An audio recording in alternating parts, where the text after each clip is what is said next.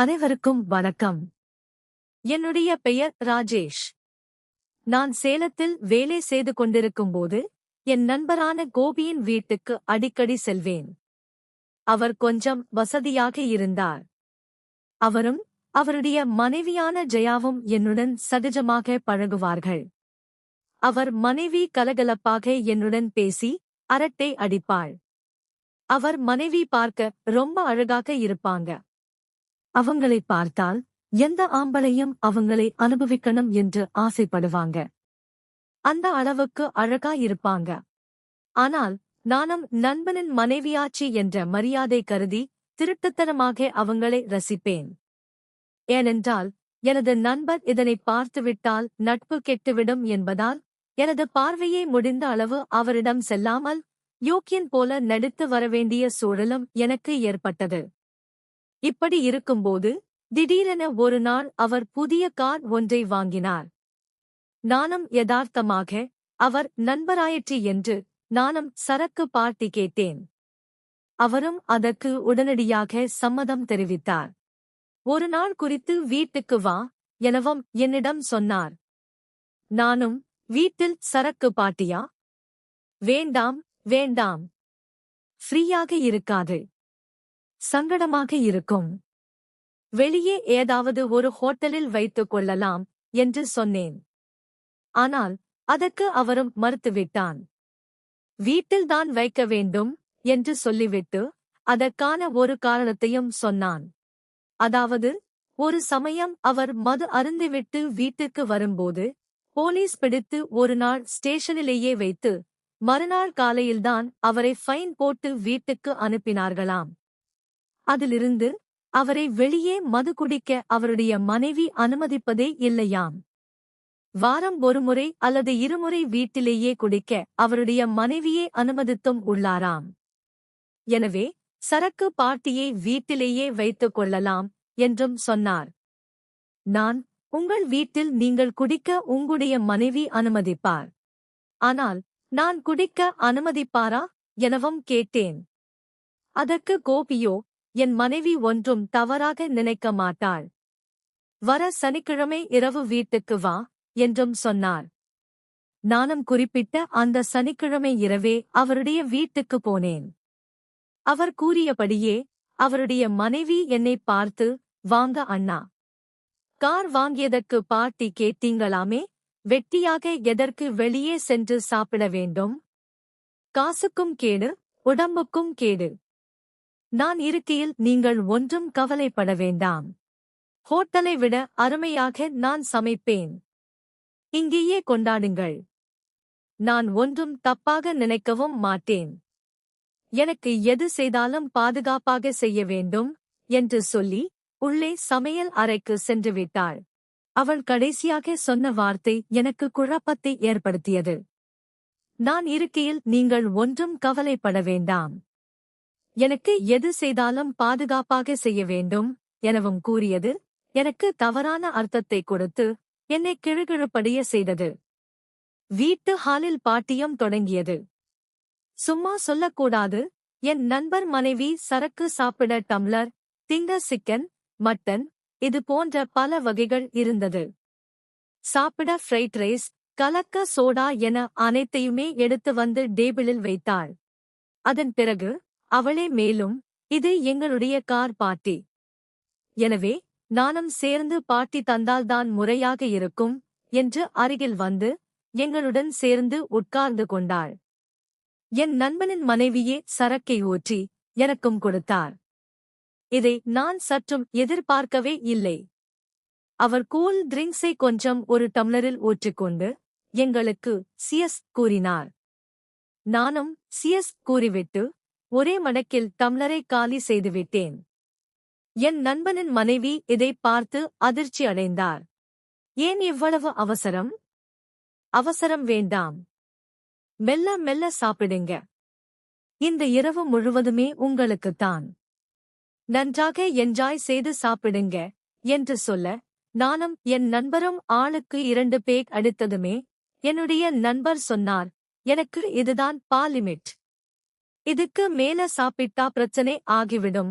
உடனே நானும், சரி நண்பா, இறக்கும் போதும் என்று சொல்ல, ஆனா என் நண்பரோ என்ன பார்ட்டி வேணும்னு கேட்டுட்டு, இத்துடன் நிறுத்திவிட்டீர்களே, இவ்வளவுதான் உங்களுடைய கெப்பாசிட்டியா என்று கேட்டார். சாச்சா, அப்படி எல்லாம் இல்ல. இன்னும் நான் கொஞ்சம் சாப்பிடுவேன். கூடவே இன்னும் 2-3 பேக்கு கூட குடிப்பேன். ஆனா நான் வீட்டுக்கு போகணும்ல, போதை ஆகிட்டா வண்டி ஓட்ட முடியாதுல்ல என்று நான் சொன்னேன். அதற்கு என்னுடைய நண்பரான கோபியோ, சும்மா சாப்பிடுங்க. இன்னைக்கு ஒரு நாளைக்கு வேணுமானால் இங்கேயே படுத்து தூங்குங்க என்று சொன்னார். ஆனால் எனக்கோ, வீட்டில் தங்கினால் இரவு இவளை ரகசியமாக பார்த்து ரசிக்கலாம் என்று ஒரு ஆசையும் ஏற்பட்டது. அதனால் நான் இதற்கு மேல் இங்கு தங்க மாட்டேன் என்று மறுத்தால், இது போன்ற ஒரு சான்சினி எனக்கு கிடைக்காது என நினைத்து, நானே சரி நண்பா, உங்க இஷ்டம் என்று சொல்ல, அப்போ ஜெயா சாப்பாடு எடுத்துட்டு வருவதாக கூறி சமையலறைக்குள் சென்றாள். சமையலறையில் இருந்து கொண்டே அங்கிருந்தவாறே என்னங்க என்று என் நண்பனை கூப்பிட, அவரும் ஒரு நிமிடம் எனக் கூறிவிட்டு அவன் உள்ளே சென்றான். அங்கு இருவரும் ஏதோ கசமுசா என பேசும் சத்தம் கேட்டது. நான் ஆர்வத்தில் அருகில் சென்று ஒட்டு கேட்டேன். இங்கே படுக்க சொல்றீங்க என்று கேட்டாள். அதற்கு கோபியோ, இல்லடி, நான் சும்மா கம்பல் பண்ற மாதிரி சொன்னேன். அவன் எப்படி வீட்டுக்கு போயிருவான்னு நினைச்சேன். ஆனா அவன் டக்குன்னு சரி, நான் இங்கேயே தங்கிக்கிறேன் என்று சொல்லிட்டான். இனி என்ன பண்ண முடியும்? சரி விடு, அவன் பண்ணு தூங்கிட்டு போறான். ஒன்னும் பிரச்சனை இல்லை. நான் ரூமுக்கு போய் படுக்கிறேன். நீ அவனுக்கு கூட ஒரு 2 பேக்க ஊத்திட்டு அவனுக்கு வேண்டியதா சமைச்சு கொடு. என்னால முடியல, எனக்கு ரொம்ப டயர்டா இருக்கு. நான் போய் தூங்க போறேன் என்று சொல்லிட்டு அவரு போயிட்டாரு. இதனால் அவருடைய மனைவியான ஜெயா வேறு வழி இல்லாம அவங்க வந்து எனக்கு சரக்கு ஊற்றிக் கொடுத்தாங்க. அதன் பிறகு எனக்கு தேவையானத சமைத்தும் கொடுத்தாங்க. அப்போ சரக்கு அடிச்சுக்கிட்டு இருக்கும்போது எனக்கு திடீர்னு ஒரு யோசனை வந்துச்சு.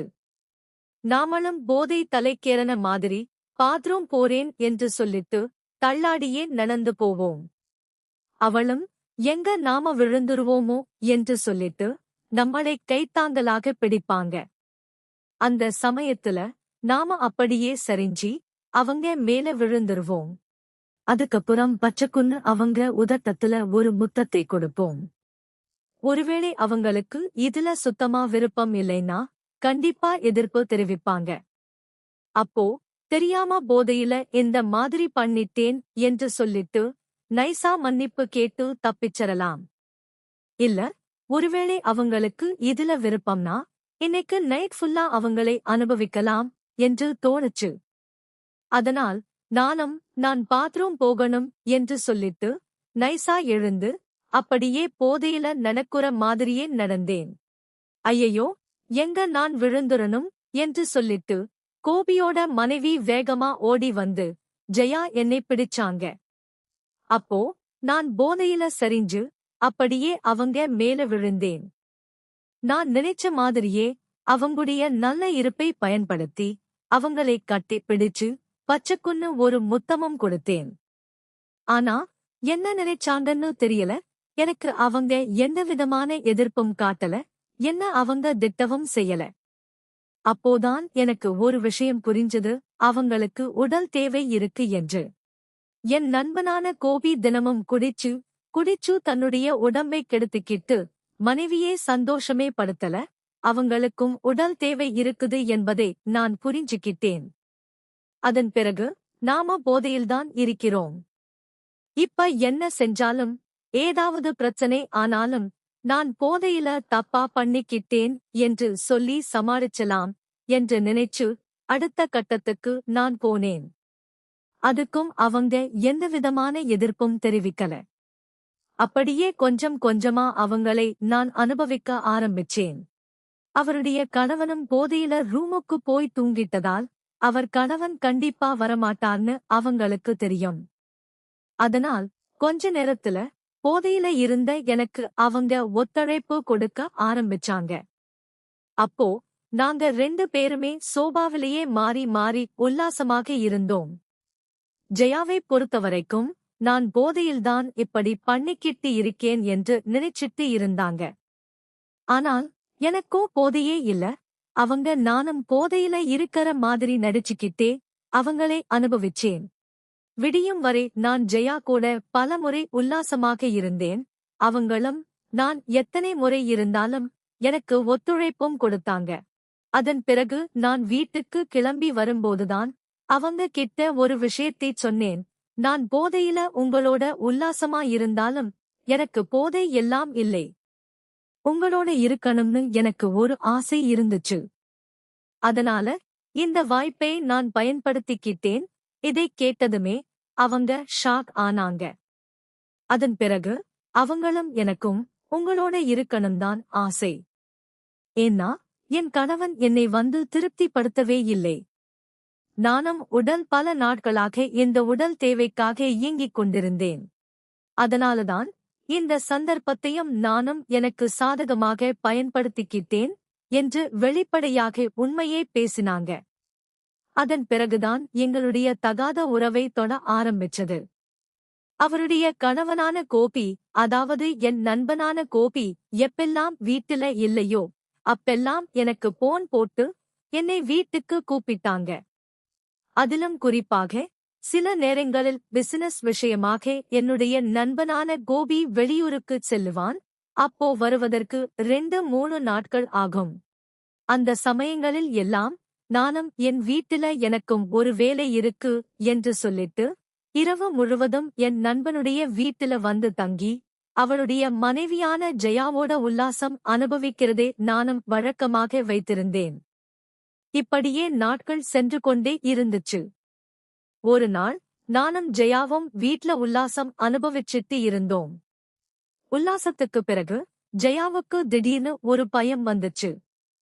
என்ன ஜெயா, முகமே சரி இல்லையே, ஏன் என்ன ஆச்சு என்று கேட்டேன்.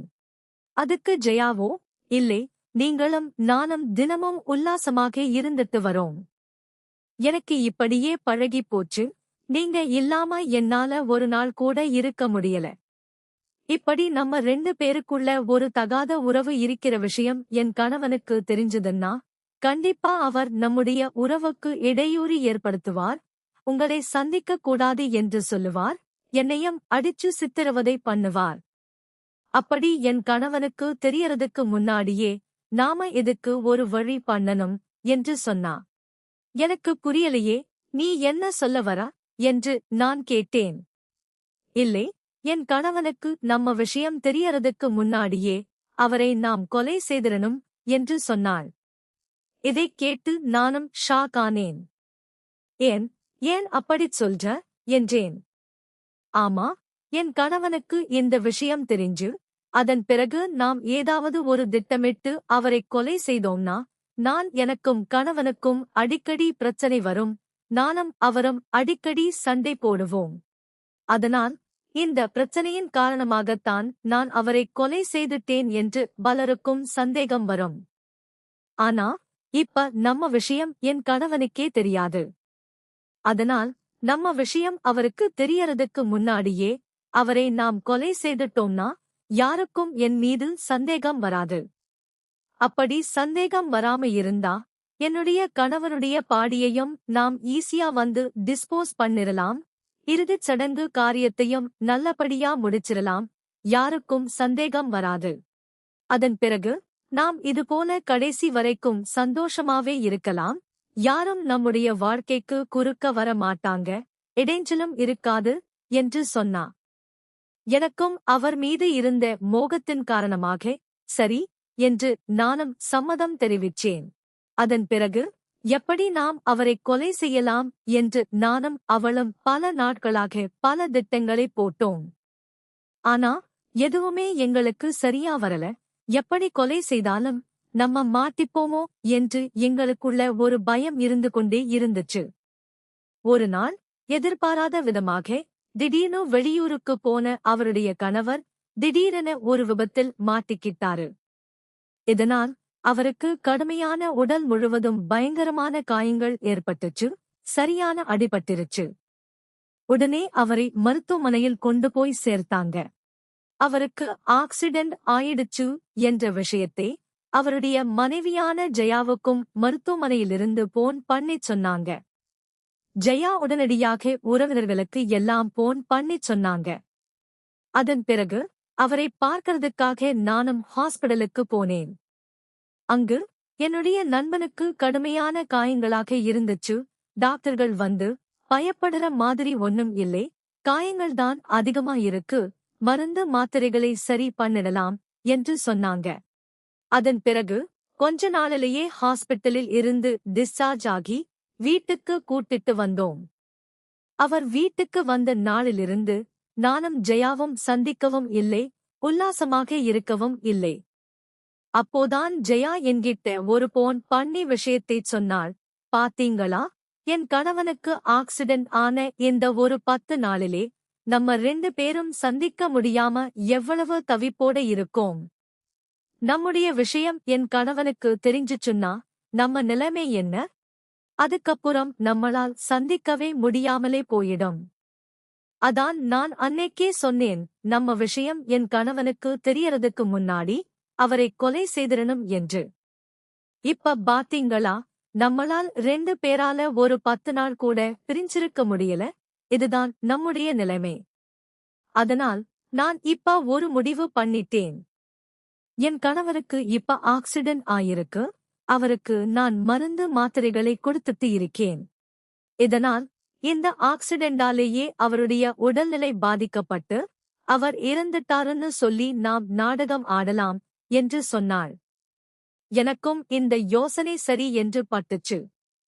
அதுக்குப் பிறகு என்னுடைய நண்பனான கோபியை கொலை செய்வதற்காக நான் ஒரு கூலிப்படையை போய் பார்த்தேன். அப்போதான் ஜெயா என்கிட்ட சொன்னா, நான் என் கணவனுக்கு மருந்து மாத்திரை கொடுக்கிற சாக்கில் அந்த மருந்தோடு சேர்த்து தூக்க மாத்திரையும் சேர்த்து கொடுத்துறேன், அவர் தூங்கிவிடுவார். அதன் பிறகு நாம் அவரை கழுத்தை நெரித்து கொலை செய்து அவருக்கு உடலில் ஏற்பட்ட இந்த விபத்தின் காரணமாக ஏற்பட்ட காயத்தினால்தான் அவர் இறந்துட்டார் என்று நாம் நாடகம் ஆடிவிடுவோம், எல்லாரும் நம்பிவிடுவாங்க என்று சொன்னாள். நானும் சரி என்று சொல்லிட்டு கூலிப்படையைச் சேர்ந்தவரை போய் பார்த்தேன். அவரும் இதற்கு சரி, நாங்களும் உங்களுக்கு ஹெல்ப் பண்றோம் என்று என்கிட்ட ஒரு 10 லட்சம் ரூபாய் கேட்டார். அமௌண்ட் ரொம்ப ஜாஸ்தியா இருக்கு என்று சொன்னேன். விருப்பம் இருந்தா கொடுங்க, இல்லன்னா நீங்க வேற ஆள பாருங்க என்று சொன்னாங்க. அதன் பிறகு நான் இது குறித்து ஜெயா கிட்ட சொன்னேன். 10 லட்சம் ரூபா கேக்குறாங்களே என்றேன். உடனே ஜெயாவோ, பரவாயில்லை, 10 லட்சம் என்ன, 20 லட்சம் கேட்டாலும் கொடுத்துறலாம் என்று சொன்னா.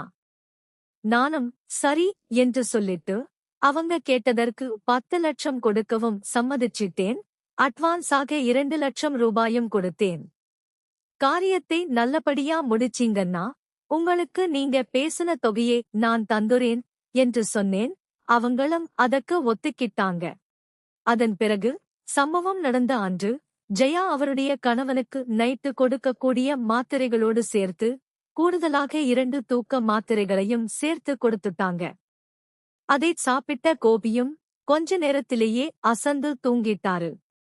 அதன் பிறகு ஜெயா எனக்கு போன் பண்ணி, நான் சொன்ன மாதிரியே என் கணவனுக்கு தூக்க மாத்திரை கொடுத்துட்டேன், நீங்க வந்து அவருடைய கதையை முடிங்க என்று சொன்னாள். உடனே நானும் என்னுடைய கூலிப்படையினரை அழைச்சிக்கிட்டு போனேன். அங்கு தூங்கிக் கொண்டிருந்த கோபியுடைய தலையில் தலையணையை வைத்து அமுக்கி, அவர் இறந்துட்டாரா என்று தெரியலையா என்று பார்த்து 10வது வரைக்கும் கழுத்தில் கயிறு போட்டும் இறுக்கியும் கொலை செய்தோம். அதன் பிறகு எதுவுமே தெரியாதது போல அங்கிருந்து நாங்க வந்துட்டோம். அதன் பிறகு மறுநாள் ஜெயா திட்டமிட்டது போலவே அவங்களும் தங்களுடைய நாடகத்தை அரங்கேற்றினாங்க. என்னுடைய கணவன் திடீரென இறந்துட்டாரு. விபத்து ஏற்பட்டதன் காயத்தின் காரணமாகத்தான் அவர் பரிதாபமாக இறந்து போயிட்டார் என்று சொல்லி அழுது புரண்டு நாடகம் ஆடினாங்க. அவர் இறந்துட்டார் என்ற விஷயத்தை உறவினர்கள் கிட்டையும் கோபியுடைய அப்பா கிட்டையும் எல்லாருக்கிட்டையும் சொந்தம் பந்தங்கள் எல்லாட்டையும் சொன்னாங்க. எல்லாரும் பதறி அடிச்சுக்கிட்டு வீட்டுக்கு வந்தாங்க. கோபியுடைய நிலையை பார்த்த அவருடைய தந்தைக்கு பலத்த சந்தேகம் ஏற்பட்டுச்சு. காரணம், ஹாஸ்பிட்டலில் டாக்டர் கிட்ட அவர் ஏற்கனவே பேசியிருந்தார். கொஞ்சம் ஒரு 10-20 நாள் ரெஸ்ட் எடுத்தாலே சரியாகிடும் என்றுதான் டாக்டரே சொல்லி இருந்தாரு. அப்படி இருக்கும்போது இறந்து போற அளவுக்கு எந்தவிதமான பெரிய காயமும் இல்லையே. அப்படி இருக்கும்போது எப்படி என் மகன் இறந்தான் என்று அவருக்கு சந்தேகம் ஏற்பட்டுச்சு. இதனால் அவருடைய மருமகள் மீதுதான் சந்தேகம் ஏற்பட்டுச்சு. காரணம், அவள்தான் அவரோடு எப்பவுமே கூடவே இருந்தாங்க, வேறு யாருமே இல்லை. அதனால்தான் மருமகள்தான் ஏதோ செய்துட்டாளோ என்று அவருக்கு சந்தேகம் வந்துச்சு. இதனால் அவர் நேரா போலீஸ் ஸ்டேஷனில் போய் புகாரம் கொடுத்துட்டார். இதை நானும் ஜெயாவும் எதிர்பார்க்கவே இல்லை. உடனே போலீசாரும் கோபியுடைய உடலை கைப்பற்றி பிரேத பரிசோதனை செய்தாங்க. அப்பவே நாங்க முடிவு பண்ணிட்டோம், நாங்க மாட்டிக்கிட்டோம் என்று. அதன் பிறகு பிரேத பரிசோதனை அறிக்கையும் வந்துச்சு. அதில் கழுத்து நெரிக்கப்பட்டும் மூச்சு முட்டப்பட்டும் அவர் கொலை செய்யப்பட்டிருக்கிறார். மேலும் அவருக்கு உணவில் தூக்க மாத்திரையை கலந்து கொடுத்திருப்பதும் உறுதியானது. இதையடுத்து போலீசார் மரண வாரண வழக்கத்தை கொலை வழக்காக மாற்றி ஜெயாவிடம் விசாரணை செய்ய ஆரம்பிச்சாங்க. ஏற்கனவே பிரேத பரிசோதனை செய்கிறாங்க என்று தெரிஞ்சதுமே நாம் மாட்டிக்கிட்டோம் என்பதில் ஜெயாவுக்கு தெரிஞ்சிருச்சு. அவராலையும் எங்கேயும் தப்பி தலைமறைவாகவும் முடியல. அதனால் வேறு வழி இல்லாம ஜெயாவும் அனைத்து உண்மைகளையும் ஒத்துக்கிட்டாங்க. இதனால்தான் எங்க 2 பேருக்குள்ள இருந்த தகாத உறவு அனைவருக்கும் வெளியே தெரிஞ்சது. அதன் பிறகு அவரை கொலை செய்த குற்றத்திற்காக என்னையும் போலீசார் கைது பண்ணாங்க. அதன் பிறகு நான் அளித்த வாக்குமூலத்தின் அடிப்படையில் 10 லட்சம் ரூபாய் பணத்தை வாங்கி கொலை செய்த கூலிப்படையைச் சேர்ந்த 2 பேரையும் கைது செய்தாங்க. இந்த சம்பவத்தால் அந்த பகுதியில் பெரும் பரபரப்பும் அதிர்ச்சியும் ஏற்பட்டது.